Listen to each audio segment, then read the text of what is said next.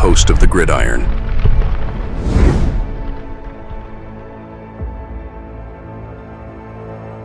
Fourth and goal to go with the 2. 34 seconds left to go in the ball game. This is the play right now. Takes the snap. Targeted goes in. Targeted all alone. And the quarterback keeps. Wow, what a call. Nobody touched him. Now, so as far the rest of the Giants draft class, now the 2 7th-rounders, we'll have to wait and see. One of them, obviously, they did add a little depth, tried to add some depth to the secondary, which is good. Right? Always want, you always want to try to maybe obviously add somebody to the secondary, whether it's cornerback or safety, somebody to the defensive line, somebody to the offensive line. Right? So they did in the 7th round, they added a tight end, and they added a cornerback. But Marcus, I think it's Bo. It looks like it's Mbo, but Marcus Bo. I guess the M is silent. I've seen other names where the M is in front and it's not silent. So, thanks. So now, the big thing here, right, would be there's going to be a grand salami of a draft class. Grand slam of draft class. So to me, there's a home run. The first 4 picks are really good. The 4 players are going to really help the Giants. This will be this should be a grand salami of a draft class if we get 1 or 2 things happen, right? One, if Jackson Dart can become our long-term quarterback of the future. And I don't mean quarterback Daniel Jones style. I don't mean that. He had a good game, then he had a bad game, then he had a bad game, then he got injured, and then he came back and he had a good, and we just dragged this dude along for 4, 5, 6 years, and we're kind of wondering, is he the quarterback? Is he not the quarterback? He's pretty athletic. He's got some good arms. He threw a couple touchdowns. This and no, that's not no. I mean, if Jackson Dart winds up being our quarterback of the future, the long-term future, and we got Abdul Carter, right, and with Alexander and Scatterbo, I mean, this would be an absolute grand slam, of a draft class without question, right? And it's the other 3 guys aside, right? But let's not forget, right? We did give up one of our picks, right? Pick number 99. Now we got Scatterbo at 105. Now imagine we could have gotten somebody that quality or better at another position with number 99 if we did not have to jump up and get our quarterback. Now, did we have to jump up and get a quarterback? We don't know, right? May not know, but they did. So we lost a 3rd-round pick. So we could have possibly had 5 really, but once again, we had to take 2 of them to jump up to get our quarterback. So now we don't have to hear John's the quarterback. We don't have to listen to that for at least a year or 2, right? At least 2 years, because it doesn't matter what he does this year. He's not starting, right? So it doesn't matter. Right? He'll have that second season, right, to see if he can continue up. See if Dable's still here and all that stuff. So we don't have to hear John's the quarterback. Don't have to listen to that, right? Thank God, right? Just like I don't have to listen to these stupid mock drafts anymore. Thank God, right? So, I mean, this would be an absolute feat if the top 4 picks work out. And I said, we got Carter. And I said, Dart. I mean, that would be just mind-blowing, those 2 guys, right? But this class would be really, really good. Really.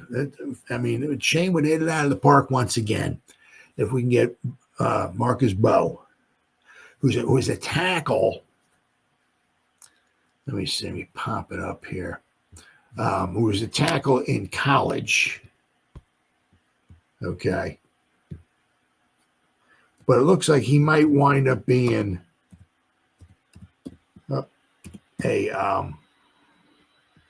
maybe possibly projected to be a guard in the NFL. So we will have to wait and see. But some people are claiming that, guys like, I've seen somebody like might be a steal of the draft or something. We'll have to wait and see. if the Giants can actually take a offensive lineman in the 5th round and make something of him, that would be like Moses part in the Red Sea. It would just be like, it'd be like a miracle. We all get down on our knees and thank sweet dear baby Jesus. I mean, because around here that just hasn't happened for a long time. Taking a late round offensive lineman or undrafted or something like whatever, and you get him and you work him and this and that, and he winds up being pretty good. We've had it where guys leave here and go to other teams and be pretty good. That's common. That's common. But for us to take somebody, even after like the first or second round, you take like a 3rd rounder or something like that, they just don't work out. So for us to take a guy in the 5th, an offensive lineman in the 5th round, let's see, because with this. The last year's draft class was really good. They got good analytics and this, that, and the other thing, all this stuff and everything. So let's see, right, how he works out. I'm very, very anxious to see if we can get this guy to like somewhere along the line, because we're going to need, eventually, right? We're going to need a right tackle. We're going to need a right guard. Now, are they going to try Neal at right guard, and he maybe fills the right guard spot going forward? We'll have to wait and see. But regardless, we're going to need a right tackle, a right guard, or both of them within the next year or two. Right? We got them pretty much. Not. We'll have to wait and see. I said, who's going to be the guard? Is it going to be GBR, or is it going to be Neal? Is it going to be somebody else? Right? Probably pretty much Illuminor will be the right tackle, but we're going to bring Illuminor back next season. Is this going to be his last season? Who knows? Right? But said if we can get this guy Marcus Bowe, right, to actually become something and be part of our, not the Kansas City Chiefs, not the Philadelphia Eagles, not the Chuck E. Cheese's, not the New York Yankees, our offensive line, and be decent. There'd be like a miracle, absolute miracle. So we'll have to wait and see. And then, of course, one of these the 7th round pick, the 2 7th round, if any of those guys. I mean, they might wind up making the team. We'll have to wait and see. But if anything comes from those guys, that's just like an added bonus. But don't get your hopes too much. The Giants said right after the draft was over, they had their eyes on some other players, and they signed some undrafted free agents. So the roster is always going to be fluid. I mean, we got right now we got Fedoni. I know I'm going to forget somebody else, but we got Dulcich, right? We got Bellinger. This is his last season. Might be his last season with the Giants. It's such a nice rookie season. He got hurt, came back, still had a nice rookie season, but he just ever since then, it's like, he's a guy on the team. What's going on with him, right? But we got Manhurts, Bellinger, we got Theo Johnson, we got Dulcich, and we got Fedoni. So, and I know we got somebody else. So, we got some tight ends. I would like to see us add maybe next season another weapon, whether it's a receiving tight end, right, or a wide receiver.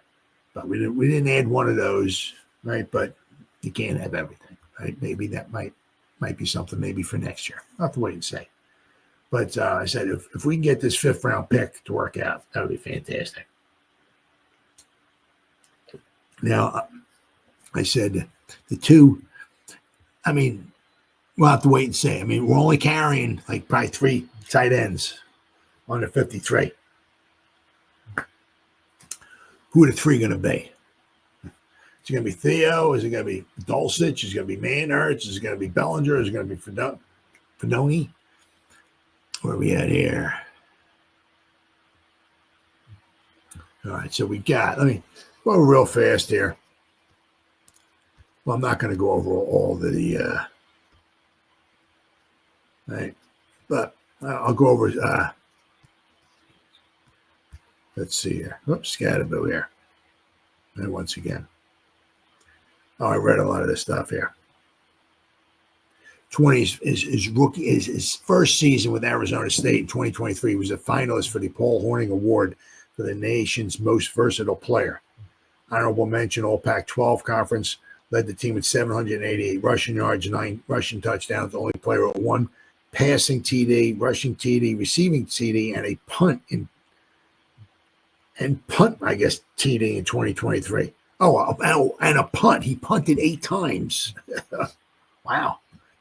He played in all 12 games with 7 starts. And he played 2 seasons, I said, with Sacramento State. But this guy here, Marcus Bowe, Purdue, offensive line, 6'4", 303 pounds. So he's might have to add a little bit of size to him, a little obviously some strength, maybe add on a few pounds, right? But his career, he appeared in 36 games with 32 starts between right guard and tackle. Second team freshman All-American in 2022. 3-time All Big Ten honorable mention, 2022, 23, and 24. 2024 All Big Ten honorable mention for the coaches, I guess. PFF National Team of the Week, October 21st, appeared in and started all 12 games at right tackle this past season. Had 77.2 run block grade by PFF that finished 5th among Big Ten tackles. But that's 5th amongst Big Ten tackles. That's not 5th in the nation. Okay. Allowed just 1 sack on 306 pass blocking snaps during Big Ten play, which was 9 games. So that's impressive. Guarded a rushing attack that had 4 games of at least 200 yards, held Purdue to back-to-back 200-yard rushing games with 239 against Illinois and 208 against number 2 Oregon. Served as a captain in 3 games. 2023 appeared and started in 6 games before sustaining an injury. Helped pave the way for Boilermakers to lead the Big Ten in rushing in conference games with 184.6 yards per game. All Big Ten honorable mention in 2020 in 2023. 2022, he appeared and started all 14 games at right guard. In 2021, he appeared in 4 games. In high school, he's a 3-star recruit by 24/7 Sports. Number 72 ranked offensive tackle and number 7 ranked recruit overall in Wisconsin. So, but if we look here, let me share my screen once again. I'll show you what PFF had Marcus Bowe. So we'll have to wait. It's going to be interesting to see because he did play tackle and guard. It's going to be interesting to see where the Giants try him out at. Right? But I said, that would be unbelievable. Just the way the Giants pick an offensive lineman over whatever the last 10 years, whatever. Take somebody in the later rounds and actually have him be somebody for the Giants would be just a stone cold miracle, absolute miracle. So really interesting to see how Mr. Marcus here turns out. But let me share my screen here. Okay, here we go. Show you his grades from PFF, right? All right, so we got now. Let's see. So played some good games. Obviously, one of them was against Notre Dame, right? Notre Dame's not in his conference, but Notre Dame plays Purdue quite a bit. He played against Notre Dame, Nebraska, Wisconsin, Illinois, Oregon, right? Ohio State, Penn State, Michigan State. So played against some good teams. Now, this is his past season here, okay? Once again, look, he graded out overall 74. Not too bad, right? Not bad. His pass blocking grade was a 68. 78.7 was his run blocking grade. Now, let's go here. Seasons, right? So, like each year, his first season, he played 35 snaps. He graded out a 62. Small sample size. But his rookie season, 716, no rookie season, his second season, I would say, 716 snaps, 71, and he graded out a 70, but he did get injured, right? In his past season, he graded a 74. Right?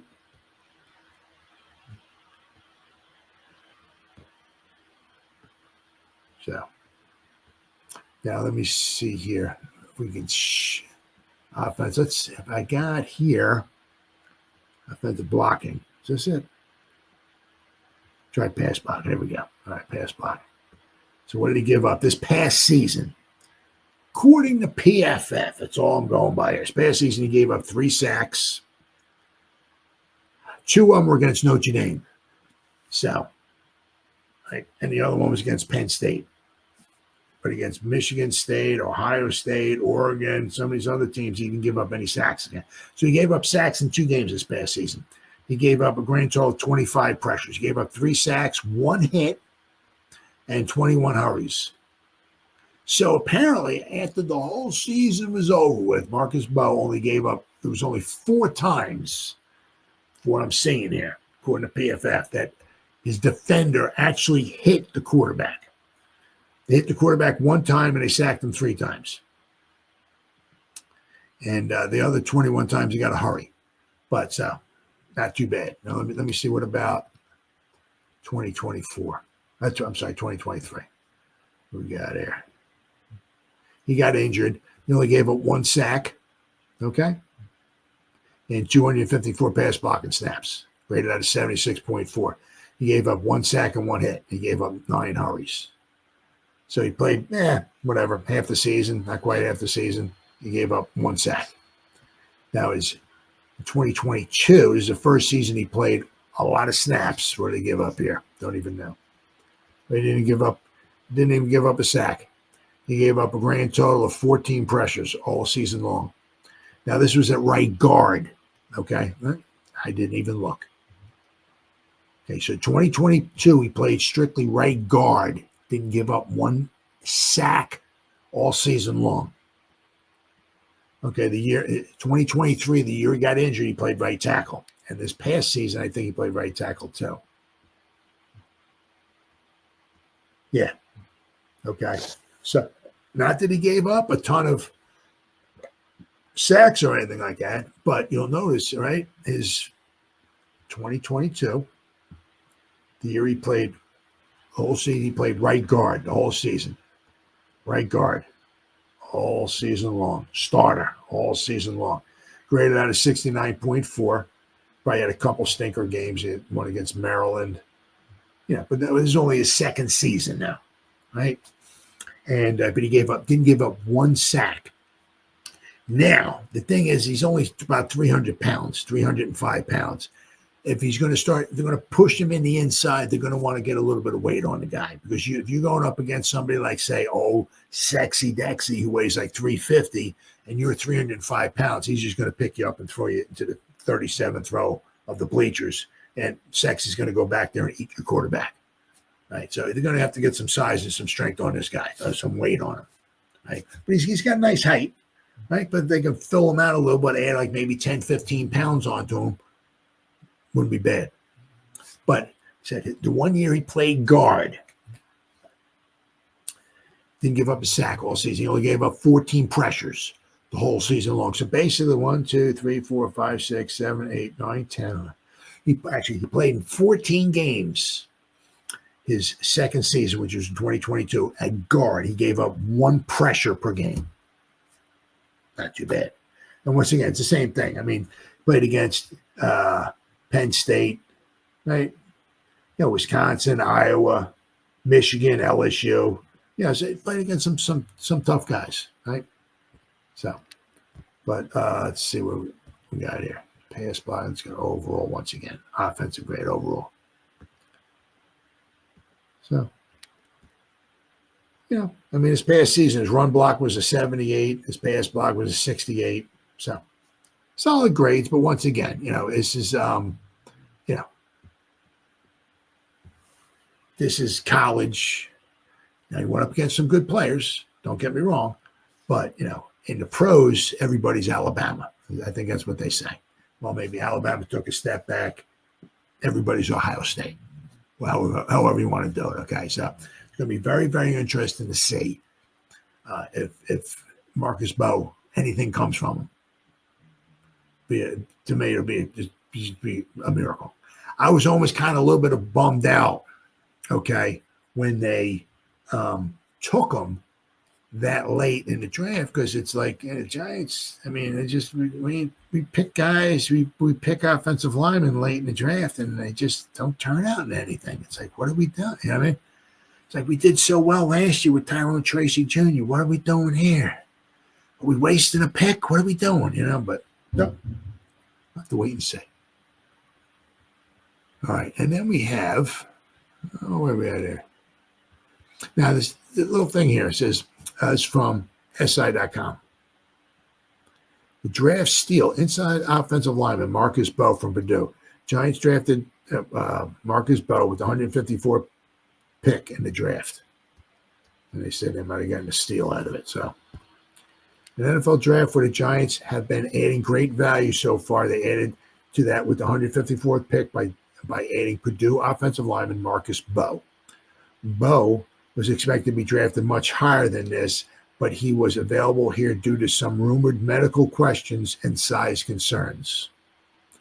Even with those questions, this is a fantastic value as a midday 3 pick requires little capital to invest in someone with an impressive film. Bowe has experience playing both right guard and right tackle, but due to his size issues, he'll be a full-time guard. Full-time guard. Okay, so and then I'm going to try him at tackle. On film, Bowe is a plus athlete who plays with violence and technique, which should allow him to compete for playing time immediately. Cool. Let's do it, baby. Hey, you got GVR, right? Maybe the right guard. You got maybe Neal trying to battle for the right guard. Now you got Bowe maybe trying to battle for the right guard. Maybe between the three of them, maybe we come up with a decent right guard, right? Hand and foot quickness are traits that should allow him in pass protection at the next level. It should help him. And I believe that quickness could help offset the length advantage he's giving up to an NFL lineman. Adding some weight would benefit him in competing consistently with nose tackles. But he also has played in the Big Ten, which is chock full of NFL talent on the defensive line, is generally pro-style throughout. So that's good. Giants' addition of Bowe could reveal their plan for the run game in 2025, as he's better suited to be a zone blocker as a pro. Now, it's interesting that Evan Neal graded out very well last season as a zone run blocker, graded out of 90, and that was a tackle. On the other hand, the Giants didn't invest heavily in draft capital for him, so maybe this isn't indicative of anything. But I believe Bowe can also contribute to gap blocking, especially with pin-pull blocking, which allows Bowe to reach out wide into space and do damage on the second level. So we'll have to wait and see. Yeah. All right, then we got, of course, then they took Thomas Fedoni, the second from Nebraska, 6'5", 243 pounds. I mean, if he adds on a little bit more weight, we got 6'5", 255 pound tight end. It's pretty good. He was an academic All Big Ten in 2022, 2023, and 2024. A smart guy. 8-time Nebraska Scarlet Athlete Honor Roll. Brooke Behringer Citizenship Team in 2021. Tom Osborne Citizenship Team in 2021 and 2024. As a junior, a member of the Mackey Award Watch List. Tom Mackey, a beast for the Baltimore Colts at tight end. Thomas Fedoni played in all 13 games in 2024 with 9 starts. He set career highs with 36 receptions, 373 receiving yards, ranking 4th on the team in receptions. Fedoni caught multiple passes in 10 of his 13 games. So, all right, so let's go Thomas Fedoni. Let's see what we got pop up here. Oh, wrong one there. Let me pop this up here. I'll share my screen. Thomas Fedoni. All right, here we go. All right, so he hasn't played a heck of a lot. Has not played much at all. Okay, so let me share my screen here. And in fact, his first season, he only played a handful of snaps. So he obviously he's by his room, obviously to improve. Hopefully his lack of snaps and all of that means that maybe we can get the arrow to start maybe heading up. Right? It's not like he's played 5 years of college. He's had over 3,000 snaps, and he got picked in the 7th round. So maybe he said 6'5". You add some weight to him. He's over 250 pounds. So we shall see.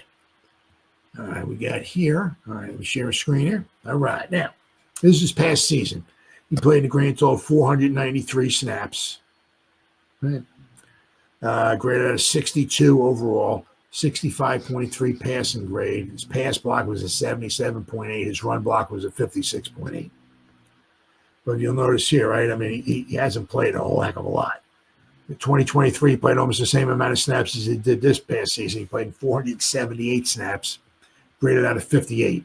His pass block was okay, right? Both seasons, in the 70s. And you see in 2021, he played 3 snaps. So maybe he played a bunch on special teams. I'm not exactly sure. But so we're going to be interesting to see. I mean, usually, unless the guy falls off the face of the earth or something along those lines, usually your draft picks make the team. At least that's the way it's been anyway under the Shane and Dable, right? They draft them, they make the team. Now, the interesting thing, we're not carrying 4 tight ends on the 53. Not happening. Who's the odd man out? Does this mean that, Bellinger? And not so much on the way out, it might be on the practice squad.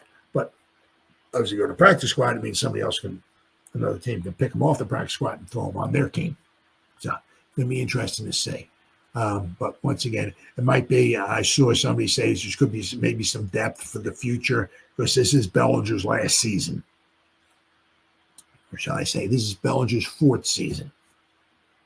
Right? If the Giants bring him back, Bellinger back, who knows? Right? Well, we'll have to wait and see. But, all right, where are we at here? All right, so then they added somebody to the secondary, okay? Corey Black played 5 years, finishing with 62 career games played and 38 starts. Played as a true freshman and sophomore, and then started 38 games over the last 3 seasons. His 38 Oklahoma State starts ranked as the most on the defense his final year. Let's see. He voted as a season captain by his teammates. An honorable mention, all Big 12 selection. One of 5 Cowboy defenders to start all 12 games during the season. Ranked first on the team, number 8 in the Big 12 and number 53 in the FBS with 3 total interceptions on the year. Had 1 interception each against South Dakota State, K-State, and Brigham Young. Served as a game captain against Arkansas and Colorado. So, all right, let's go here. Let's check out Mr. Corey Black here. See what see how PFF has him.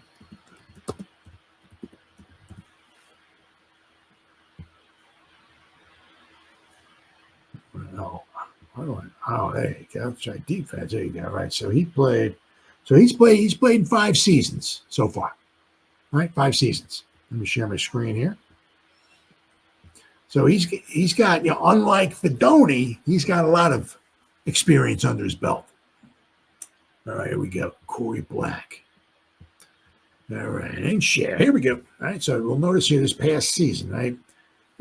His defensive grade, right, was a 73.9.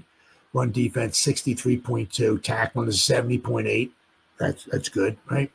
74.5. And his coverage grade, right? Once again, it's a 7th round pick. Okay. What do you got? He missed 4 tackles. 10% missed tackle right now. Unfortunately, 10% in college can easily escalate to well over 10% in the NFL. But you'll notice here, right? He missed 1 tackle here, 1 tackle, 1 tackle. I mean, it's not like he missed, 37 tackles throughout the season. So, but once again, he's just a 7th round pick. If he doesn't work out, it's not like, we selected him number 5 overall and he wound up being a bust, right? But you'll notice, right? I mean, with Oklahoma State, the past 3 seasons, he played almost 700 snaps the past 3 seasons, each season. So, a lot of experience, right? Let me see, even 2023 was at 71.2 overall. His coverage grades are pretty decent, but once again, this is college. Okay. We got here. Who's he? Whoops. Snap count. Oh, we got here. Okay, hold on. Let me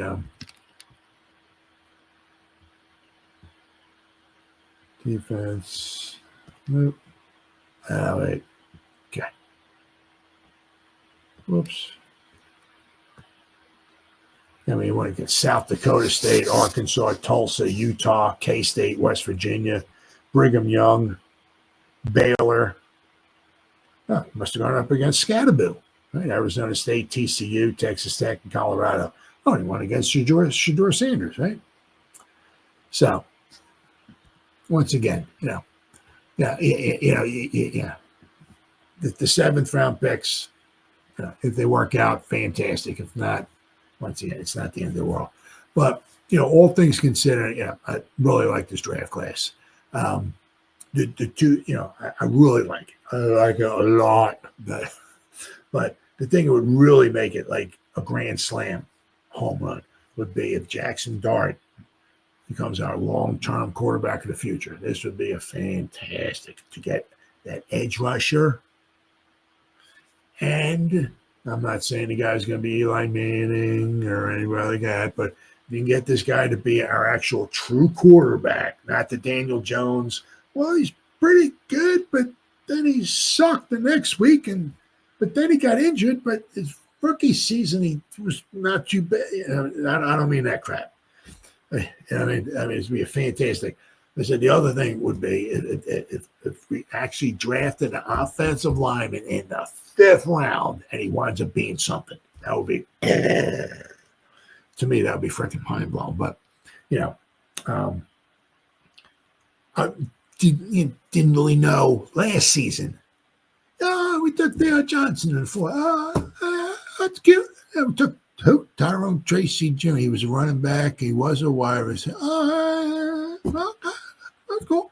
You didn't know how. I'm not saying Tyrone Tracy Jr. is like Jim Brown or Barry Sanders. I'm not saying that, but when the season started and all of that, it's like these guys are not too bad. That's not a bad pick in the 4th and 5th round, right? So let's see how these guys perform, right? But I mean, so far, those first 4 picks, Alexander next to Sexy, Scatterboo in the backfield. I'm really anxious to see him, right? Because the thing is with him, it's not like, oh, Scatterboo's in the game. I guess we're going to run the ball. It's not. I hate that. I can't stand that. Like when we had Ron Dane, right? We had Tiki Barber and Ron Dane. Oh, Ron Dane's coming in. Oh, I guess we're going to run the ball on the next play. I mean, wasn't like that with Tiki. Tiki's in the backfield, or like Saquon, right? Saquon's in the back. Oh, Christ, are they going to run or are they going to pass? You know what I mean? Right? But Scatterboo, it's like Scatterboo's in, oh, God, I don't know. He might go out for a pass or he might run. I don't know what he's going to, you know what I mean? So,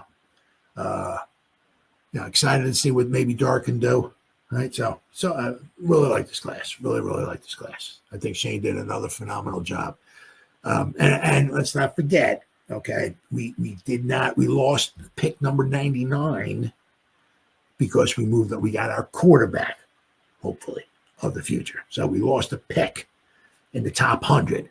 And with pick 105, we got Scatterboo, right? So imagine if we 5-6 picks earlier, so we took another guy who was as equal as good as Scatterboo. So this class, so really, really like this class. I think Shane did a fantastic job.